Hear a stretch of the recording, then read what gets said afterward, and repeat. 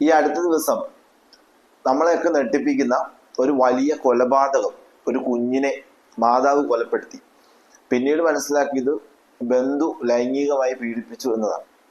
ഈ ഒരു വിഷയത്തെ ആസ്പദമാക്കി ലിയാഖത്ത് എന്നവർ ഈമാൻ കാര്യം വിശദീകരിക്കുകയും അള്ളാഹുവിന്റെ അറിവ് ഉദ്ദേശം എന്ന വിഷയത്തിൽ ആയത്തുകൾക്ക് കുറച്ച് തഫ്സീർ നൽകുകയും ചെയ്യുന്നുണ്ട്. ഏതാണ്ട് 2 ആഴ്ചയായി. അപ്പോൾ ലിയാഖത്ത് എന്നവരുടെ വാദം മനുഷ്യൻ ചെയ്യുന്ന തെറ്റിനെ വെച്ച് അള്ളാഹുവിന്റെ മേൽ പഴിചാരുന്നത്, ലിയാഖത്തിന്റെ ആരാധകരെ തെറ്റിദ്ധരിപ്പിക്കുന്നതും കുറെ പാവങ്ങളായ ആളുകൾ വഴിപിഴച്ചു പോകുന്നതുമായ ദൃശ്യങ്ങളാണ് നമ്മൾ ഇനി കാണാൻ പോകുന്നത്. ലിയാഖത്തിന്റെ വാദം ഒന്ന് കേട്ടോളൂ. മരണവും ജീവിതവും മഴയും മാത്രമല്ല, നന്മയും തിന്മയും ക്രൂരതയും പൈശാചികതയും എല്ലാം അള്ളാഹുവിന്റെ സൃഷ്ടിയാണ്. നല്ലതും ചീത്തയുമായ എല്ലാ കാര്യങ്ങളും അള്ളാഹുവിൽ നിന്നുള്ളതാണ് എന്നാണ് ഈമാൻ കാര്യം പറയുന്നത്.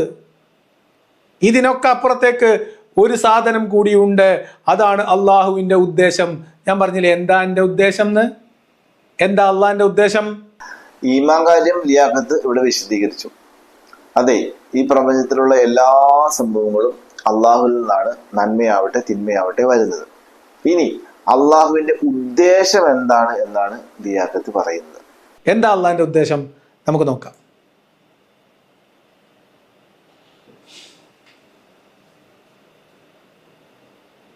ഇതാ, ഇനി ഞാൻ നിങ്ങളുടെ മുമ്പിലേക്ക് തരുന്നത് 2 ഖുർആൻ വചനങ്ങളാണ്. സൂറത്ത് അൻആമിൽ, അതേപോലെ തന്നെ സൂറത്ത് ഹജ്ജിൽ. ഒന്ന് അള്ളാഹുവിന്റെ അറിവ്, അതിനും രേഖപ്പെടുത്തലിനെ കുറിച്ച് പറയുന്നുണ്ട്. അള്ളാഹുവിന്റെ രേഖപ്പെടുത്തൽ പ്രത്യേകമായി വേറൊരു ആയത്തും ഞാൻ നിങ്ങളുടെ മുമ്പിൽ തെളിവ് തരികയാണ്. വായിച്ചോളി വിശ്വാസികളെ, ഇത് ഖുർആനിലില്ലേ? ഇത് ഞാൻ ഉണ്ടാക്കി പറയുന്നതാണോ, ഞാൻ നുണ പറയുന്നതാണോ എന്ന് റഫീഖ് സലഫിനോടും കൂടി ചോദിച്ചാളി. എന്താണ്? അവന്റെ പക്കലാകുന്നു അദൃശ്യ കാര്യത്തിന്റെ ഖജനാവുള്ളത്, അവനല്ലാതെ അവ അറിയുകയില്ല. കരയിലും കടലും ഉള്ളത് അവൻ അറിയുന്നു. ഇനി കേട്ടോ, അവനറിയാതെ ഒരു ഇല പോലും വീഴുന്നില്ല. ഇത് അല്ലാഹുവിന്റെ അറിവാണ്. ഭൂമിയിലെ ഇരുട്ടുകൾക്കുള്ളിൽ ഒളിച്ചിരിക്കുന്ന ഒരു ധാന്യമണിയാകട്ടെ, പച്ചയോ ഉണങ്ങിയതോ ആയ ഏതൊരു വസ്തുവാകട്ടെ, വ്യക്തമായ ഒരു രേഖയിൽ എഴുതപ്പെട്ടതായിട്ടല്ലാതെ ഉണ്ടാവുകയില്ല. അള്ളാഹുവിന്റെ എഴുത്ത്, അള്ളാഹുവിന്റെ രേഖപ്പെടുത്തലിനെ കുറിച്ച് വീണ്ടും ഖുർആനിൽ പറയുന്നു. ഹജ്ജ് 70-ാമത്തെ വചനം, നിനക്കറിഞ്ഞുകൂടെ അള്ളാഹു അവൻ അറിയാതെ ഒരു ഇല പോലും വീഴുന്നില്ല. ഇതാണ് സൂറത്തുൽ അൻആമിൽ പറയുന്നത്. അതുപോലെ സൂറത്തുൽ ഹജ്ജിൽ പറയുന്നത്, നിശ്ചയമായും എല്ലാ കാര്യങ്ങളും ലൗഹുൽ മഹ്ഫൂദിൽ, ഒരു ഗ്രന്ഥത്തിൽ എഴുതി വെച്ചിരിക്കുന്നു. അപ്പൊ എല്ലാ കാര്യങ്ങളും അള്ളാഹു അറിഞ്ഞു വെച്ചിരിക്കുന്നു. കല്യാണി എന്ന കുട്ടി മാതാവിനാൽ കൊല ചെയ്യപ്പെടുമെന്നും ക്രൂരകൃത്യങ്ങൾക്ക് ഇരയാവുമെന്നും ഒക്കെ എഴുതി വെച്ച അള്ളാഹു എത്ര ക്രൂരനാണ്. ഇതാണ് ഒന്നാമത്തെ വിഷയം. ഇനി ഇതിനു ശേഷം അള്ളാഹുവിന്റെ ഉദ്ദേശത്തിലേക്ക് പോകുന്നുണ്ട്. അപ്പോൾ അള്ളാഹുവിന്റെ അറിവും നമ്മുടെ അറിവും തമ്മിൽ വിശ്വാസികളിൽ ഒരു ചെറിയ ഗ്രാഹ്യം ഉണ്ടാക്കാൻ നമുക്ക് ശ്രമിക്കാം. ഒരു മനുഷ്യന്റെ അറിവ് എന്ന് പറയുന്നത് ഏത് കാലവുമായി ബന്ധപ്പെട്ടതാണ്. 3 കാലങ്ങളിലൂടെയാണ് നമ്മൾ ജീവിക്കുന്നത്. ഒന്ന് ഭൂതകാലം, മറ്റൊന്ന് വർത്തമാനകാലം, പിന്നെ ഭാവി കാലം. നമ്മൾ നേടിയ അറിവുകളും നമ്മുടെ ഓർമ്മകളും ഒക്കെ കിടക്കുന്ന ഭൂതകാലത്തിലാണ്. അത് കൃത്യമായി അറിയാമോ എന്ന് ചോദിച്ചാൽ ഭാഗികമായി മാത്രമേ അറിയാവുള്ളൂ. മനുഷ്യനെ സംബന്ധിച്ചോളം മറവി സംഭവിച്ചിട്ടുണ്ട്. ഇനി വർത്തമാനകാലം, ഇപ്പോൾ നടക്കുന്ന ഈ വീഡിയോ, ഇപ്പം നിങ്ങൾ കേട്ടുകൊണ്ടിരിക്കുന്ന നിങ്ങൾ, ഇപ്പം നിങ്ങൾക്ക് ചുറ്റിനും സംഭവിക്കുന്ന കാര്യങ്ങൾ, ഇതാണ് വർത്തമാനകാലം. ഇതിനെക്കുറിച്ച് നമുക്ക് നല്ല ധാരണയുണ്ട്. ഭാവി കാലം, അടുത്ത 1 മിനിറ്റിന് ശേഷം ഈ ലോകത്ത് എന്ത് സംഭവിക്കും എന്ന് ചില ധാരണകൾ മാത്രമേ നമുക്കുള്ളൂ, ചില ഊഹങ്ങൾ മാത്രമേ ഉള്ളൂ. നമുക്ക് പൂർണ്ണമായ അറിവില്ല നാളെ എന്ത് സംഭവിക്കും എന്ന വിഷയത്തിൽ. മനുഷ്യന്റെ അറിവ് ഈ 3 കാലത്തിന് ഉള്ളിലാണ്. എന്നാൽ ഈ കാലത്തെ സൃഷ്ടിച്ച, കാലം എന്ന അള്ളാഹുവിന്റെ സൃഷ്ടിയാണല്ലോ, ഈ കാലത്തെ സൃഷ്ടിച്ച, ഈ പ്രപഞ്ചത്തെ സൃഷ്ടിച്ച, എല്ലാത്തിനെയും സൃഷ്ടിച്ച അള്ളാഹു എന്നത് ഇതിനുള്ളിലല്ല, ഇതിന് അതീതനാണ്, പുറത്താണ്. 3 കാലങ്ങൾക്കും പുറത്താണ് പഠിച്ചവൻ. നമ്മൾ മെറ്റീരിയൽ ഇമ്മെറ്റീരിയൽ എന്ന് മുമ്പ് ഒരു വീഡിയോ പറഞ്ഞതുപോലെ. അപ്പോൾ പുറത്ത് നിൽക്കുന്ന അള്ളാഹുവിനെ സംബന്ധിച്ചിടത്തോളം ഒരു മനുഷ്യന്റെ അറിവ് പോലെയല്ല അള്ളാഹുവിന്റെ അറിവ്. കാലത്തിനുള്ളിലല്ല, നാളെ എന്ത് സംഭവിക്കും എന്ന വിഷയത്തിൽ അള്ളാഹു എക്സൈറ്റഡ് അല്ല. കഴിഞ്ഞ വിഷയങ്ങളെ കുറിച്ച് മറവി സംഭവിക്കുന്ന ആളല്ല. ഇതുകൊണ്ട് തന്നെ നമുക്ക് അള്ളാഹുവിനെ എന്ത് പറയാം, ത്രികാലജ്ഞാനിയാണ്. 3 കാലങ്ങളെ കുറിച്ചും ഒരുപോലെ അറിവുണ്ട്. മനുഷ്യൻ ത്രികാലജ്ഞാനി അല്ല. അതുകൊണ്ടാണ് ഒരു കുഞ്ഞ് ജനിക്കുന്നതിന് മുമ്പ് തന്നെ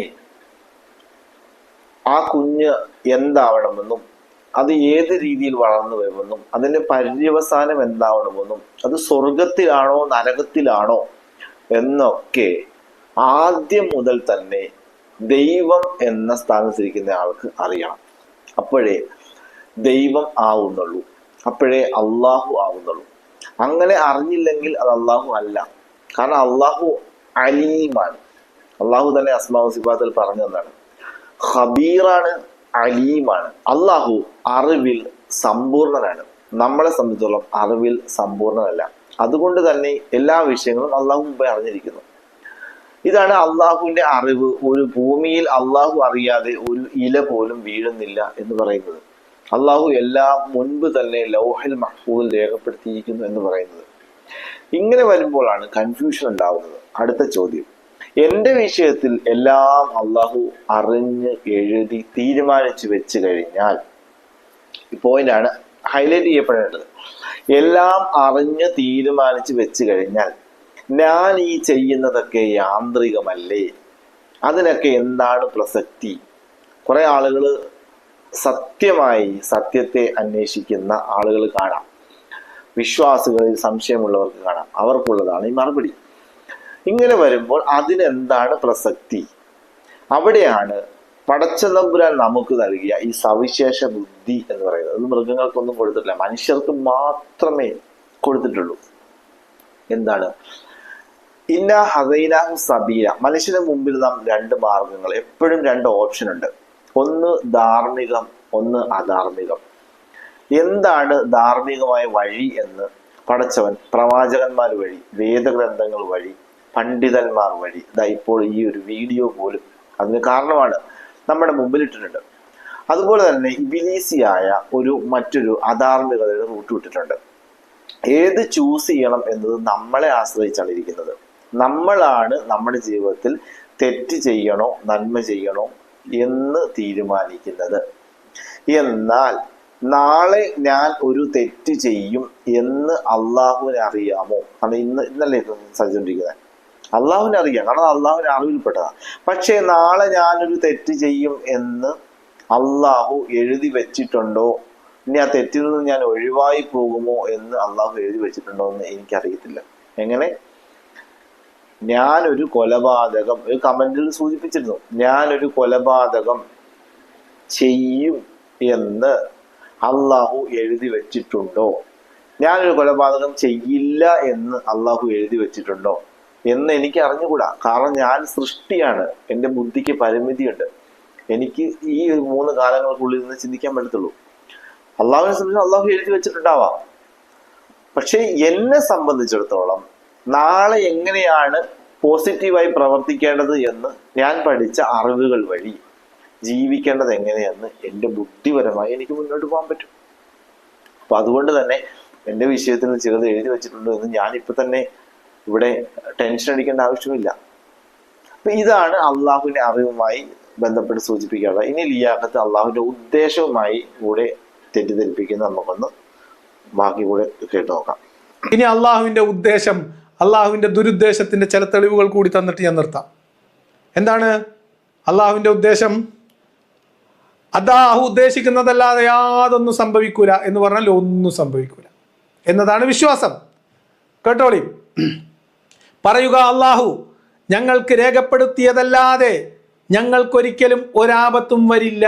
അപ്പൊ പീഡനമായാലും വെള്ളപ്പൊക്കമായാലും സ്വന്തം മാതാവിനാൽ കൊല ചെയ്യപ്പെടുന്ന ക്രൂരതയായാലും അള്ളാഹു രേഖപ്പെടുത്തി വെക്കപ്പെട്ടതല്ലാത്തതൊന്നും ഒരു ദുരന്തവും ഒരാൾക്കും സംഭവിക്കില്ല എന്ന് പറഞ്ഞാൽ ഈ പറഞ്ഞ പൈശാചിക കൃത്യം, ഈ ക്രൂരകൃത്യം, ഈ ക്രൂരത, ഇത് അള്ളാഹു രേഖപ്പെടുത്തി വെക്കപ്പെട്ടതിന്റെ അടിസ്ഥാനത്തിൽ എന്താ പറഞ്ഞത്? കുൽ, നബിയെ താങ്കൾ പറയുക, മനുഷ്യരെ പറയുക, ലൻ യുസീബന ഇല്ലാമാ കതവല്ലാഹു ലന. അള്ളാഹു ഞങ്ങൾക്ക് എഴുതി വെച്ചതല്ലാതെ ഒന്നും ഞങ്ങൾക്ക് ബാധിക്കുകയില്ല. വിപത്തും ഹുവ മൗലാന വാല അള്ളാഹുൽ മുത്തവക്കിലീൻ, അള്ളാഹുവിന്റെ മേലാണ് ഭരമേൽപ്പിക്കേണ്ടത്, അവൻ ഞങ്ങളുടെ മൗലയാണ്. ഇത് നമ്മുടെ ജീവിതത്തിൽ നമുക്ക് തട്ടുകേടുകൾ സംഭവിക്കുമ്പോൾ, അബദ്ധങ്ങൾ സംഭവിക്കുമ്പോൾ തൗബയുടെ വാതിൽ തുറക്കാനുള്ള ഏറ്റവും വലിയ ഒരു എൻട്രൻസ് ആണ് ഈ ആയത്ത് എന്ന് പറയുന്നത്. കാരണം ഏതൊരു മനുഷ്യനിൽ നിന്നും അവന്റെ ചെയ്തികൾ മൂലം അബദ്ധം സംഭവിക്കാം. പ്രകൃതി ദുരന്തങ്ങൾ വഴി പല വിപത്തുകളും സംഭവിക്കാം. നമ്മളെ കൊണ്ട് നമ്മുടെ കൺട്രോളിൽ അല്ലാത്ത രീതിയിൽ പല അപകടങ്ങളും സംഭവിക്കാം. നമ്മുടെ കൈപ്പിഴവ് മൂലം പലതും സംഭവിക്കാം. ഇങ്ങനെ സംഭവിക്കുമ്പോൾ ഇതൊക്കെ എന്തിന് ഇപ്പോൾ സംഭവിച്ചു എന്ന ചോദ്യമാണ് പലരുടെയും ഉള്ളിൽ. പലരും ആത്മഹത്യ ചെയ്യുന്നത് പോലും ഇതിലാണ്. ഇപ്പൊ ഉദാഹരണം, SSLCക്ക് കിട്ടിയില്ല, പ്രതീക്ഷിച്ച മാർക്ക് കിട്ടിയില്ല, 1ാം സ്ഥാനം നിലനിർത്താൻ പറ്റിയില്ല എന്ന് പറഞ്ഞൊരു കുട്ടി കഴിഞ്ഞ ദിവസം ആത്മഹത്യ ചെയ്തു. വിജയിച്ചില്ല എന്ന് പറഞ്ഞ് ചെയ്തു. ഇങ്ങനെ ഒരു പ്രശ്നത്തിന് ശേഷം അവൻ ടെൻഷൻ അടിച്ച് വളരെ ഡിപ്രസ്ഡ് ആയി പോകുമ്പോൾ അവിടെ ദൈവീക ഭാഗത്തു നിന്നുള്ള സമാധാനത്തിന്റെ വാതിൽ തുറക്കുന്നതാണ് ഈ ആയത്ത്. എന്താണ് ഇത്? പടച്ചവൻ നേരത്തെ എഴുതി വെച്ചതാണ്. നീ എത്ര ശ്രമിച്ചാലും അതങ്ങനെ സംഭവിക്കത്തുള്ളൂ. ഇനി എന്ത്? നിന്നിൽ നിന്ന് സംഭവിച്ചു പോയല്ലോ, ഇനി എന്ത്? നിന്റെ കൈപ്പിഴവ് മൂലമാണെങ്കിൽ അതിനുള്ള സൊല്യൂഷൻ ഉണ്ട്. ഇനി പ്രകൃതി ദുരന്തങ്ങൾ കൊണ്ട് നിന്റെ വീടാണ് തകർന്നു പോയതെങ്കിൽ, നമ്മൾ കഴിഞ്ഞ വെള്ളപ്പൊക്കത്തിൽ കണ്ടതല്ലേ, 75 ലക്ഷം രൂപയുടെ ഒരു വീട് ഒരു ടീച്ചർ ഒരു ഫാമിലി വെച്ചു. ഹൗസ് വാമിങ് കഴിഞ്ഞ് 4 മാസം താമസിച്ചതുള്ളൂ, അതിപ്പോ തന്നെ അതിന് വേരോടെ പിഴുതുപോയി. അപ്പൊ ഇങ്ങനെയുള്ള സാഹചര്യങ്ങളിൽ ഇത് പടച്ചവൻ നേരത്തെ തീരുമാനിച്ചതാണ്, അതങ്ങനെ സംഭവിക്കത്തുള്ളൂ. അതാണ് ദൈവവിശ്വാസിയെ സംബന്ധിച്ചിടത്തോളം അള്ളാഹുവിൽ ഭരമേൽപ്പിക്കുക, അള്ളാഹുവിന്റെ പെട്ടലിക്ക് വെക്കുക എന്ന് തന്നെ പറയാം. അള്ളാഹുവിൽ വെച്ചിട്ട് സമാധാനിക്കുക. അല്ലെങ്കിൽ ചോദ്യങ്ങൾ ഉള്ളിൽ വന്നുകൊണ്ടേയിരിക്കും. അവിടെ ഒരു സൂയിസൈഡ് അറ്റംപ്റ്റ് പോലും ഉണ്ടാവും, വിഭ്രാന്തിയിലേക്ക് പോകും, ഡിപ്രഷനാവും. ഇതാണ് പറയുന്നത്. പക്ഷെ ഇയാൾ അതിനെ കല്യാണിയിലേക്ക് വരുന്നുണ്ട്. അയാൾ അവിടെ എന്താ സംഭവിച്ചത് അതിലേക്ക് വെച്ചാണ് ഇയാൾ പറയുന്നത്. ഇനി ബാക്കി ഇവിടെ നോക്കട്ടെ. ബഖറയിൽ പറയണ അള്ളാഹു ഉദ്ദേശിച്ചിരുന്നെങ്കിൽ അവർ തമ്മിൽ പോരടിക്കുമായിരുന്നില്ല.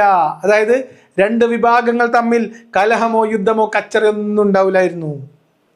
അള്ളാഹ് ഉദ്ദേശിക്കണേ, അള്ളാഹ് ഉദ്ദേശിച്ചിട്ടില്ല. അള്ളാഹ് ഉദ്ദേശിച്ചത് അവർ തമ്മിൽ പോരടിക്കട്ടെ എന്നാണ്. അള്ളാഹു ഉദ്ദേശിച്ചത് ഈ ക്രൂരകൃത്യം ഇവിടെ നടക്കട്ടെ എന്നാണ്. അള്ളാഹു എഴുതി വെച്ചതും ഇതിങ്ങനെ നടക്കും എന്നാണ്, നടക്കണമെന്നാണ്. ഇതാണ് അടുത്ത വിഷയം. ഈ ആയത്ത് ഈസാ നബി അലൈഹി സ്വലാമിന്റെ കൗമും റസൂലുള്ളാഹി സ്വല്ലല്ലാഹു അലൈഹി വസല്ലമയുടെ കൗമും ഇതൊന്നും തമ്മിൽ അംഗീകരിക്കാത്ത ഒരു വിഷയമാണ് ഇവിടെ പറയുന്നത്, വലിയ വിഷയം. ഇവിടെ വലൗ ഷാ അല്ലാഹു മഖ്തതലു, അള്ളാഹു ഇച്ഛിച്ചിരുന്നെങ്കിൽ ഈ 2 വിഭാഗവും റസൂലുള്ളാഹി സ്വല്ലല്ലാഹു അലൈഹി വസല്ലമയെ അംഗീകരിക്കാത്ത വിഭാഗവും റസൂലുള്ളാഹിയെ അംഗീകരിച്ച വിഭാഗവും തമ്മിൽ പോരടിക്കുമായിരുന്നില്ല. ക്രിസ്ത്യാനികളും മുസ്ലിമീങ്ങളും തമ്മിൽ പ്രശ്നങ്ങൾ ഉണ്ടാകുമായിരുന്നില്ല. അവർ ഈസാ നബി അലൈഹി സ്വലാമിന് ശേഷം അവരുടെ വേദഗ്രന്ഥത്തിൽ പറഞ്ഞതുപോലെ തന്നെ ബർഖത്ത് ബിൻ നൗഫലൊക്കെ പ്രതീക്ഷിച്ചതുപോലെ തന്നെ അടുത്ത പ്രവാചകനെ അവർ അക്സെപ്റ്റ് ചെയ്തേനെ. പക്ഷെ ഇവിടെ പടച്ചവൻ ഉദ്ദേശിച്ചിട്ടില്ല. ഉദ്ദേശിക്കാത്ത അള്ളാഹ് ഉദ്ദേശിക്കുന്നത് എന്താ? ഇനി ഇതിൽ ലിയാഖത്തിന്റെ ഇത് കൂടെയാ. പടച്ചവൻ ഉദ്ദേശിക്കുന്നത് എന്താ? തമ്മിൽ അടി ഉണ്ടാവണമെന്ന്. ഇതാണ് അടുത്തത്. ശരിക്കും ഇങ്ങനെയല്ല കേട്ടോ. എന്താ ഈ ആയത്തിന്റെ അർത്ഥം? സത്യത്തെ സത്യമായി അവതരിപ്പിക്കും. പടച്ചവൻ ഉദ്ദേശിക്കുന്നത് ലോകത്തുള്ള മുഴുവൻ ആളുകളും പ്രോഗ്രാം ചെയ്തതുപോലെ യാന്ത്രികമായിട്ട് സത്യത്തിന്റെ വക്താക്കളായനെ. അങ്ങനെയുള്ളൊരു വിശ്വാസിയെ, ഒരു മുഅ്മിനെ അള്ളാഹുവിന് ആവശ്യമില്ല. ഈ ബുദ്ധി കൊണ്ട് കാര്യങ്ങളെ പഠിച്ച് മനസ്സിലാക്കി അപഗ്രഥനം ചെയ്ത് അവഗാഹം നേടി സത്യം ഇതാണെന്ന് പൂർണ്ണ ബോധ്യത്തോടു കൂടി, ഒരാളുടെ നിർബന്ധത്തിന് പോലും അല്ല, പൂർണ്ണ ബോധ്യത്തോടു കൂടി വരുന്ന ആളുകളെ മാത്രം മതി പഠിച്ചവന്. അതാണ് ഈ ഓപ്ഷൻ വിട്ടുള്ളത്. അള്ളാഹു ഉദ്ദേശിച്ചിരുന്നെങ്കിൽ എന്ത് ചെയ്യാൻ പറ്റും? അവരുടെ മൈൻഡ് ആ രീതി സെറ്റ് ചെയ്തിട്ടാ പറയാം. അവിടെ എവിടെ നീതി ഇരിക്കുന്നത്? അതൊന്നുമല്ല. അവിടെ എങ്ങനെ അബൂബക്കറും ഉമറും ഉസ്മാനൊക്കെ ഉണ്ടായത്? അവർക്ക് വേണമെങ്കിൽ മുശ്രിക്കുകളുടെ കൂടെ നിന്നാ പോരായിരുന്നു. അവിടെ അബൂലഹബ് എന്ന് പറഞ്ഞ വ്യക്തിയൊക്കെ എങ്ങനെ ഉണ്ടായത്? അബൂജഹലൊക്കെ അവര് വേണ്ടാന്ന് വെച്ചതാണ്. അള്ളാഹു വേണമെങ്കിൽ എല്ലാത്തിനെയും കൂടെ ഒരു കുടൽക്കീഴിൽ നിർത്തിയാൽ പോരായിരുന്നു. അതുകൊണ്ട് പടച്ചവൻ അങ്ങനെ ബലാത്കാരമായി അവിടെ കൊണ്ടുവരാൻ ഉദ്ദേശിച്ചിട്ടില്ല എന്നാണ്. അള്ളാഹു ഇച്ഛിച്ചിരുന്നുവെങ്കിൽ കൊണ്ടുവരാൻ പോരടിക്കുമായിരുന്നില്ല എന്ന് പറയുന്നത്. അതാണ്. അല്ല അള്ളാഹു ഉദ്ദേശിക്കുന്നത് അവർ തമ്മിൽ അടിക്കാനാണ്. ഇനി അവർ തമ്മിൽ കൂട്ടെഴുതി നടക്കാനാണ് പഠിച്ച ഉദ്ദേശിക്കുന്നത്. ഈ കൂട്ടെഴുതി നടക്കാനുള്ള കാരണം എന്താ? അള്ളാഹു സത്യത്തെ ഇട്ടുകൊടുത്തു. ഈ സത്യത്തെ അക്സെപ്റ്റ് ചെയ്യാനുള്ള തിരസ്കരിക്കാനുള്ള സ്വാതന്ത്ര്യം, ചോയ്സും മനുഷ്യന് ഇട്ടുകൊടുത്തു. മനുഷ്യനായിട്ട് തന്നെ സത്യത്തെ വേണ്ടാന്ന് വെച്ചു. സത്യത്തെ അംഗീകരിച്ച ആളുകളും അംഗീകരിക്കാത്ത ആളുകളും തമ്മിൽ വഴക്കുണ്ടാകുന്നു. അത് മനുഷ്യരല്ലേ. അള്ളാഹ് നിർബന്ധിച്ച് വേണമെങ്കിൽ ഇസ്ലാം ആക്കാനും നിർബന്ധിക്കുന്നില്ല. നിർബന്ധിച്ച് കാഫറാക്കുന്നു, അതുമില്ല. ന്യൂട്രലാണ് വിട്ടിരിക്കുന്നത്. മനുഷ്യന്മാർ തമ്മിലാണ് പോരടിക്കുന്നത്. എന്തിനാണ് പോരടിച്ചത് എന്ന് നാളെ ചോദിക്കുമ്പോൾ സത്യത്തെ അംഗീകരിക്കാൻ പറ്റാത്തതുകൊണ്ടാണെന്ന് ഒരു മറുപടി പറയും. അതെല്ലാം വിശദമായിട്ട് കാണിച്ചു തരും. ഇനി ഹദീസിലുള്ളതിൽ എനിക്ക് വായിക്കാൻ പറ്റുള്ളൂ ചെറിയ, അല്ലാതെ എനിക്ക് ഉണ്ടാക്കി വായിക്കാൻ പറ്റൂല്ലല്ലോ. അടുത്ത ഖുർആൻ വചനം കേട്ടോളി.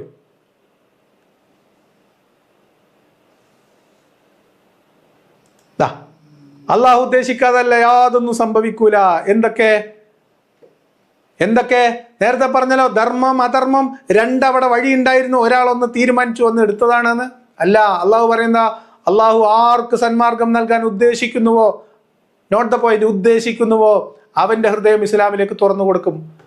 ആരെ അവൻ വഴി പിഴപ്പിക്കാൻ ഉദ്ദേശിക്കുന്നുവോ അവന്റെ ഹൃദയം ഞെരുങ്ങിയതും ഇടുങ്ങിയതുമാക്കും. ആരാക്കും?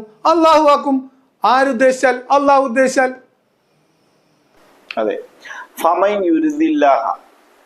യുരിദില്ലാഹു, അള്ളാഹു ഒരുത്തന്റെ വിഷയത്തിൽ ഉദ്ദേശിച്ചാൽ എന്തിനാണ്? യഹ്ദിയഹു, അവനെ സന്മാർഗത്തിലാക്കുവാൻ വേണ്ടി ഉദ്ദേശിച്ചു കഴിഞ്ഞാൽ, യശ്റഹു സദ്റഹു, അവന്റെ ഹൃദയത്തിൽ ഇസ്ലാമിന് വേണ്ടി തുറന്നു കൊടുക്കും. അപ്പൊ അള്ളാഹുവിന് ഇഷ്ടമുള്ള കുറെ ആളുകളെ മുസ്ലിം ആക്കുവാൻ വേണ്ടി വിചാരിച്ചാൽ അള്ളാഹു അവനെ ഇസ്ലാമിനോട്ടുള്ള വഴി എന്റെ ഹൃദയം വിശാല കൊടുക്കും.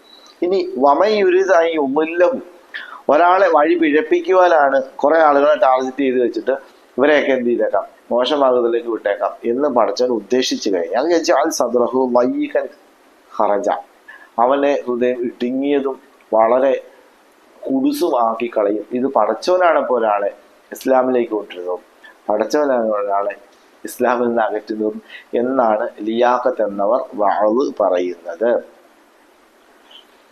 എന്നാൽ ഇത് ഖുർആൻ മനസ്സിലാക്കിയതിന്റെ പ്രശ്നം, ഇത് വക്രീകരിക്കാൻ വേണ്ടി ബിസ്ക്കറ്റ് കടിച്ച് തുപ്പിയതുപോലെ ചില ഭാഗങ്ങൾ എടുത്ത് പറയുന്നതുകൊണ്ടാണ്. ഖുർആൻ മുഴുവനായിട്ട് പഠിക്കണം, പടച്ചവനെ പഠിക്കണം. പടച്ചവൻ എന്താണ് ഹിദായത്തിന്റെ വിഷയത്തിൽ ഒരു വ്യക്തിയുമായി, ബുദ്ധിയുള്ള ഒരാളുമായി സംവദിക്കുന്നത് എന്ന് പഠിച്ചു കഴിഞ്ഞാൽ ഇത് മാറും. എത്രയോ ആയത്തുകൾ അങ്ങനെ ഒന്ന് രണ്ടെണ്ണം പറയാം. അപ്പൊ അള്ളാഹു പറയുന്നില്ലേ, ഇന്നല്ലാഹ മാ യുഗയ്യിറു ബിഖൗമി, അള്ളാഹു ഒരു മനുഷ്യന്റെ വിഷയത്തിലും, ഒരു സമുദായം എന്നാണ് കൗം എന്ന് പറഞ്ഞാൽ അവിടെ നമുക്ക് കുറെ ആളുകൾ കൂടുമ്പോഴാണല്ലോ ഒരു കമ്മ്യൂണിറ്റി ഉണ്ടാകുന്നത്. അള്ളാഹു ഒരു മനുഷ്യന്റെ വിഷയത്തിലും ഒരു ചേഞ്ചും കൊണ്ടുവരത്തില്ല. ഹത്താ മാ യുഗയ്യിറു ഉണ്ടാവും. അവന്റെ വിഷയത്തിൽ അംഫുസവും സ്വയം ഒരു ചേഞ്ച് ഉണ്ടാക്കുന്നത് വരെ. പിന്നെ പഠിച്ചവനെ സംബന്ധിച്ചിടത്തോളം അത് മാറ്റിവിട്ടാൽ പോരെ, ട്യൂൺ ചെയ്ത് വിട്ടാൽ പോരെ. ഒരാൾ മാറാൻ ഉദ്ദേശിച്ചു കഴിഞ്ഞാലേ ഉള്ളൂ അള്ളാഹു മാറ്റത്തുള്ളൂ. ഇതാണ് എന്റെ ബേസിക് തിയറി എന്ന് പറയുന്നത്. അത് ലിയാഖത്തിന് അറിയത്തില്ല. ലിയാഖത്ത് ഇവിടെ മാത്രമേ കണ്ടിട്ടുള്ളൂ. ലിയാഖത്തിന്റെ കൂടെ കൂടിയ ആളുകളും കുറെ ഇസ്ലാമിൽ നിന്നും അപ്പുറത്തേക്ക് ചാടാൻ വേണ്ടി വെമ്പി നിൽക്കുന്ന ആളുകൾക്കും എല്ലാം ഈ ഭാഗം മാത്രമേ കാണുന്നുള്ളൂ, എന്നാൽ ആ ഭാഗം കാണുന്നില്ല. അപ്പൊ അപ്പോൾ പറഞ്ഞു വരുന്നത് എന്താണെന്ന് വെച്ചാല്, ഒരാള് സ്വമേധയാ ഇസ്ലാമിലേക്ക് വരാൻ തയ്യാറായി, അയാൾ മുഅ്മിനായി, അങ്ങനെ ഒരു വ്യക്തിക്ക് കൂടുതൽ പഠിക്കാൻ, അള്ളാഹുലേക്ക് അടുക്കാൻ വേണ്ടി അയാൾ തീരുമാനിച്ചു കഴിഞ്ഞാൽ അവിടെ എന്ത് ചെയ്യും? അവിടെയാണ് ഫമൻ യുരിദില്ലാഹു അൻ യഹ്ദിയഹു യശ്റഹു സദ്റഹു ലിൽ ഇസ്ലാം, ഇസ്ലാമിലേക്ക് അവന്റെ ഹൃദയത്തെ പഠിച്ചവൻ തുറന്നു കൊടുക്കും. അവന് എത്രത്തോളം അതിന്റെ ഡെപ്തിലേക്ക് പോകാമോ അങ്ങനെ അവന് സ്പിരിച്വലിലേക്ക് പോകാൻ പറ്റും. അതുമായി ബന്ധപ്പെട്ട ആളുകളോട് ചോദിച്ചറിയും, ഭയങ്കര അനുഭൂതിയുള്ളൊരു സംഭവമാണ്. അതുപോലെ തന്നെ ഒരാൾ ഇതിനെ തിരസ്കരിക്കുകയാണ്, നിഷേധിക്കുകയാണ്, അയാൾ വേണ്ടാന്ന് വെക്കുകയാണ്. അത് വേണ്ടാന്ന് വെച്ചാൽ അവൻ തന്നെയാണ് അവന്റെ വിഷയത്തിൽ തീരുമാനം എടുക്കുന്നത്. അങ്ങനെ വരുമ്പോൾ പഠിച്ചവൻ എന്ത് ചെയ്യും? അവന്റെ ഹൃദയത്തെ ഇടുക്കി നീ അങ്ങനെ മനസ്സിലാക്കണ്ട. അത് ഖുർആന്റെ ഒരു പ്രത്യേകതയാണ് കേട്ടോ. ഖുർആനിനെ നമ്മളൊരു അഹങ്കാരത്തോടു കൂടി, ഒരു പുച്ഛത്തോടു കൂടി ഒക്കെയാണ് കാണുന്നതെങ്കിൽ ഖുർആൻ നമ്മുടെ മുമ്പിൽ വഴങ്ങത്തേയില്ല. ഇതൊരു സ്പിരിച്വൽ ടോക്കാണ്. എന്നാൽ ഖുർആനിനെ മനസ്സിലാക്കുവാൻ വേണ്ടി വിശാലമായി വന്നിരുന്നെന്ന് നോക്കി, ഖുർആൻ നല്ല വിനയത്തോടു കൂടി ഖുർആൻ നമ്മുടെ മുമ്പിൽ തുറന്നു തരും ഇൽമ്. അത് നമ്മൾ തന്നെ പ്രിപ്പറേഷൻ എന്ന് പറയാം, നമ്മുടെ കൽബ് എങ്ങനെ പ്രിപ്പയർ ചെയ്ത് വെക്കുന്നോ ആ രീതിയിൽ പഠിച്ചവൻ ഇസ്ലാമിലേക്കാണെങ്കിലും അല്ലാത്തതിലേക്കും കൊണ്ടുപോകും എന്നാണ് പറയുന്നത്. ലിയാഖത്തെ ഒരു ചാൻസിന് അങ്ങനെ നമുക്കൊരു ഉദ്ദേശം ഉണ്ടെന്ന് വിചാരിക്കാം. ഇപ്പം ഞാൻ നാളെ ഷഹാദത്ത് കലിമ ചെല്ലണം എന്ന് തീരുമാനിക്കുകയാണെന്ന് വിചാരിക്കും. ഇസ്ലാമിൻ്റെ വിശ്വാസമാണ് പറയണേ. എന്താണ് ആ കാര്യത്തിൽ അള്ളാഹിൻ്റെ ഉദ്ദേശം? അള്ളാഹു എന്താ പറഞ്ഞത്? ഒരാൾ അയാളുടെ ചോയ്സ് എടുക്കുന്നതാണോ? അയാളുടെ തെരഞ്ഞെടുപ്പ് എടുക്കുന്നതാണോ? അല്ല.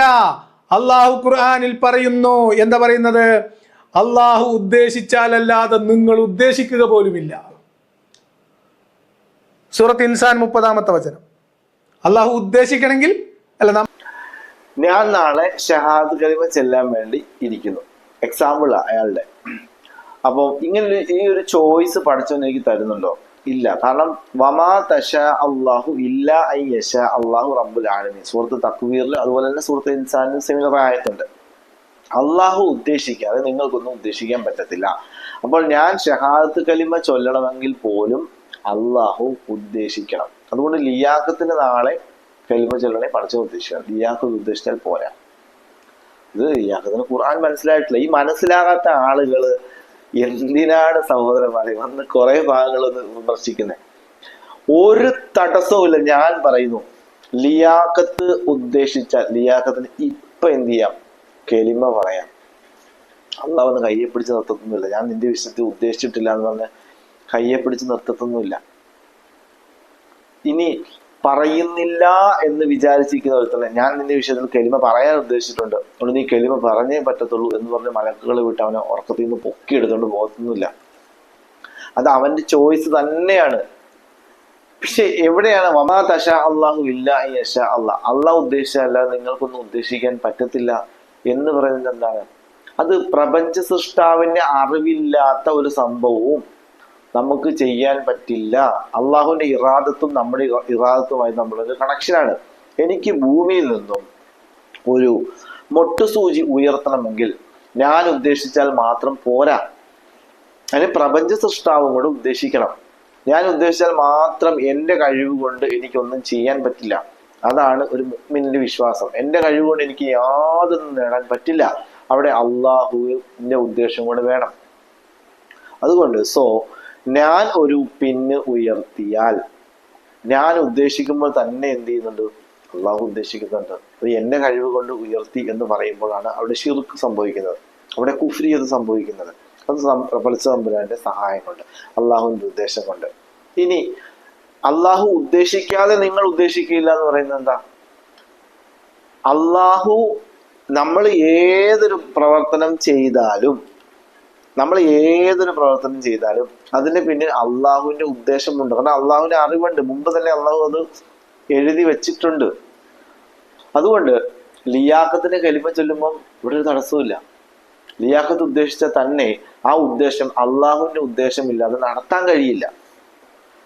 ലിയാഖത്ത് കലിമ ചൊല്ലാൻ ഉദ്ദേശിച്ചാൽ ലിയാഖത്ത് ഉദ്ദേശം കൊണ്ട് മാത്രം കലിമ ചൊല്ലാൻ പറ്റില്ല, പ്രപഞ്ച സൃഷ്ടാവും കൂടി ഉദ്ദേശിക്കണം. അപ്പൊ പ്രപഞ്ച സൃഷ്ടാവ് എന്താണ് ലിയാഖത്തിന്റെ വിഷയത്തിൽ ഉദ്ദേശിച്ച് വെച്ചത് എന്ന് ലിയാഖത്തിന് അറിയാമോ? ചോദ്യം ഒന്നുകൂടി ആവർത്തിക്കാം. പ്രപഞ്ച സൃഷ്ടാവ് എന്താണ് ലിയാഖത്തിന്റെ വിഷയത്തിൽ ഉദ്ദേശിച്ച് വെച്ചിരിക്കുന്നത്? കലിമ ചൊല്ലാനാണോ കലിമ ചൊല്ലണ്ട എന്നാണോ? അത് ലിയാഖത്തിന് അറിയാമോ? അറിയില്ല. നമുക്ക് ആർക്കും അറിയില്ല. നമുക്ക് തോന്നുന്നത് പ്രവർത്തിക്കുകയാണ്. ഓക്കെ, അപ്പൊ ഇത് അള്ളാഹു മുമ്പ് ഉദ്ദേശിച്ച് വെച്ചത് കൊണ്ടാണ് ഞാൻ ഇങ്ങനെ പ്രവർത്തിക്കുന്നത് എന്ന് പറയാനായില്ല. പ്രവർത്തിച്ചു കഴിഞ്ഞ ഒരു അബദ്ധമായി മനുഷ്യൻ തകർന്ന് മാനസികമായി ഇരിക്കുമ്പോഴാണ് ഇവിടെ നിങ്ങൾ അമിതമായി ദുഃഖിക്കാതിരിക്കാൻ വേണ്ടി, അമിതമായി സന്തോഷിക്കാതിരിക്കാൻ വേണ്ടി, ഒന്ന് കൺട്രോൾ ചെയ്യാൻ വേണ്ടി, അവിടെയാണ് പടച്ചുകൊണ്ട് ബലമേൽപ്പിക്കുന്ന വിഷയം പറയുന്നത്. ഇനി കല്യാണി എന്ന കുട്ടിയുടെ വിഷയത്തിലേക്ക് വന്നാൽ, ഇത് ഒരു വലിയ ഒരു മണിക്കൂറോളം നീണ്ട ലിയാഖത്തിന്റെ ഒരു പ്രഭാഷണമാണ്. അതിന്റെ ആ കാതലായ വശം മാത്രമാണ് എടുത്ത് അവതരിപ്പിക്കുന്നത്. അത് മുഴുവനായിട്ട് നമുക്ക് വരാനുള്ള മാർഗമില്ല. കല്യാണി എന്ന കുട്ടിയുടെ വിഷയത്തിലേക്ക് വന്നാൽ, കുല്ലു മൗലൂദുൻ യൂലദു അലൽ ഫിത്ര, എല്ലാ കുഞ്ഞുങ്ങളും ജനിക്കുന്നത് ഫിത്രത്തിലാണ്, മുസ്ലിമായിട്ട് തന്നെയാണ്. ഖുർആനും ഹദീസും നമ്മളെ പഠിപ്പിച്ചത് എന്താ? ഹൈന്ദവനാവട്ടെ, ക്രൈസ്തവനാവട്ടെ, ജൂതനാവട്ടെ, നിരീശ്വരവാദിയാവട്ടെ, എല്ലാ കുഞ്ഞുങ്ങളും, കാരണം അള്ളാഹുവിന്റെ അറിവോട് കൂടി അള്ളാഹുവിന്റെ ആ സാങ്കേതിക പടച്ചവൻ കൊടുത്ത സെറ്റപ്പിലൂടെ തന്നെയാണ് അത് ജനിച്ചു വരുന്നത്. പിന്നീടാണ് നിഷേധിയാവുന്നത്. അതുകൊണ്ട് കുല്ലു മൗലൂദിൻ, എല്ലാ കുഞ്ഞുങ്ങളും ഫിത്രത്ത്, ശുദ്ധ പ്രകൃതിയിലാണ്. ഈ ദൈവത്തിന്റെ അടിമയായി ദൈവത്തെ അംഗീകരിക്കുന്ന രീതിയിൽ അതിന് അറബി പറയുന്നത് മുസ്ലിമായിട്ട് തന്നെയാണ് വരുന്നത്. പിന്നീട് അവന്റെ മാതാപിതാക്കളാണ് അതിനെ നിഷേധിയാക്കുന്നത്, അതിനെ അവരുടെ വീട്ടിലോട്ടാക്കുന്നത്. അതുകൊണ്ട് ആ ഒരു ടൈം വരെ ആ കുഞ്ഞുങ്ങൾ മരണപ്പെട്ടാൽ, എങ്ങനെ മരണപ്പെട്ടോട്ടെ, അത് സ്വർഗത്തിൽ തന്നെയാണ്, ഏത് മതത്തിൽപ്പെട്ടതാണെങ്കിലും. കാരണം അതവരുടെ ഒരിക്കലും മെച്ചുർ ആവുന്നതിന് മുമ്പ് അവരുടെ തെരഞ്ഞെടുപ്പിന്റെ ഫലമായിട്ടല്ല അവര് യഥാർത്ഥ ദൈവം ഒഴികെയുള്ള മറ്റൊന്നിനെ ആരാധിച്ചത്. അത് മറ്റുള്ളവരുടെ സമ്മർദ്ദത്താലും ആ ഒരു സ്ട്രക്ചറിനുള്ളിൽ പെട്ടുപോയത് കൊണ്ടാണ്. പിന്നീടുള്ള ചോയ്സിൽ അവൻ തന്നെ തീരുമാനിച്ച് അംഗീകരിക്കുമ്പോഴാണ് അവന് ഇസ്ലാമിലേക്ക് പ്രവേശിക്കാൻ പറ്റുന്നത്. അല്ലെങ്കിൽ ഇത് തന്നെയാണ് ഇസ്ലാമിൽ ജനിച്ചവർക്കും.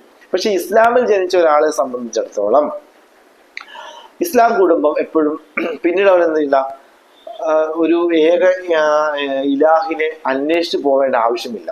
കാരണം അവന്റെ അറ്റ്മോസ്ഫിയർ തന്നെ അവിടെ സെറ്റ് ആയിട്ടുണ്ട്. അതുകൊണ്ട് തന്നെ എന്താ സംഭവിക്കുന്നത്, ഒരു 45-ാമത്തെ വയസ്സിലാണ് ഒരാൾക്ക് ഏകദൈവത്തെ മനസ്സിലായി കണ്ടെത്തി വരുന്നതെങ്കിൽ ഇസ്ലാമിൽ ഫാമിലി ജനിച്ച ഒരാൾ തമ്മിൽ സെയിം ആവത്തില്ല. 45-ാമത്തെ വയസ്സിൽ അയാൾക്ക് സത്യം മനസ്സിലായി അയാൾ എൻട്രൻസ് എടുക്കുവാണെങ്കിൽ അയാളുടെ മുൻപത്തെ എല്ലാ പാപങ്ങളും പഠിച്ചവൻ സ്പോട്ട് ഡിലീറ്റ്.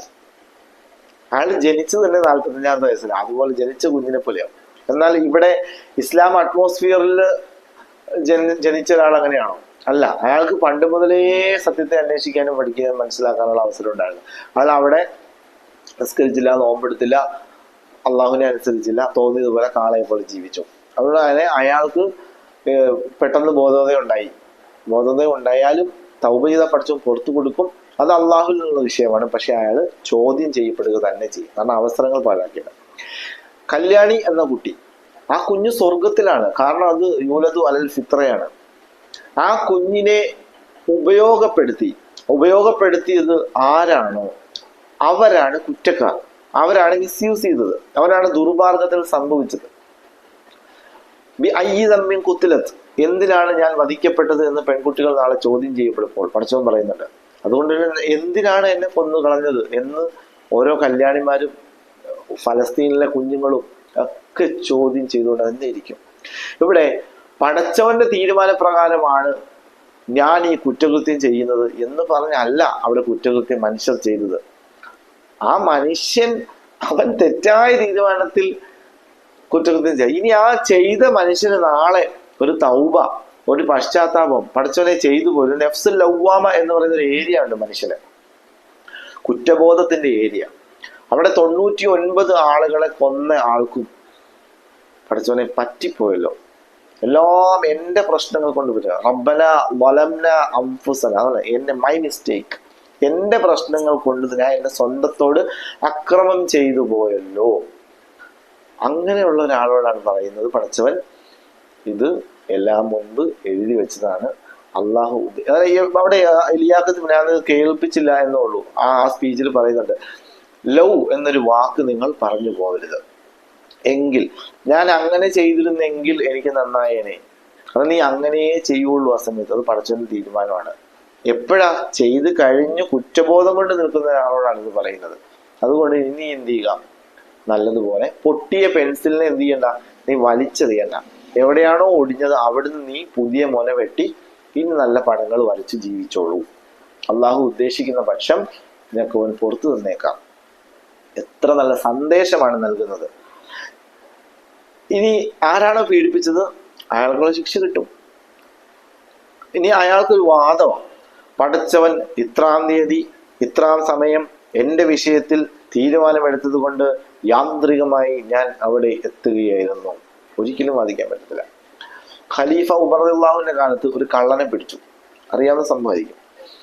കള്ളനെ പിടിച്ചപ്പോൾ എന്താണ് ഇസ്ലാമിൽ കൈമുറിക്കുക എന്നുള്ള പണിഷ്മെന്റ്.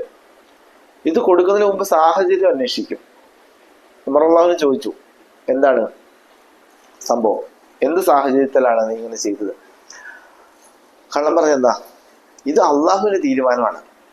ഇന്ന വീട്ടിൽ കയറി ഇത്ര രൂപ ഇത്ര സമയത്ത് മോഷ്ടിക്കണമെന്ന് പടച്ചവന്റെ തീരുമാനമാണ്. പടച്ചവൻ തീരുമാനിച്ച് മുമ്പേ വെച്ചത് കൊണ്ട് ഞാനത് ചെയ്തു എന്നുള്ളതാണ്. ഇവരെല്ലാം എന്ത് ചെയ്തു? അവന്റെ കൈ വെട്ടാൻ വേണ്ടി ഓർഡർ കൊടുത്തു. അപ്പോ ഈ കള്ളൻ ചോദിച്ചു, എന്തിനാണ് എന്റെ കൈ വെട്ടുന്നത്?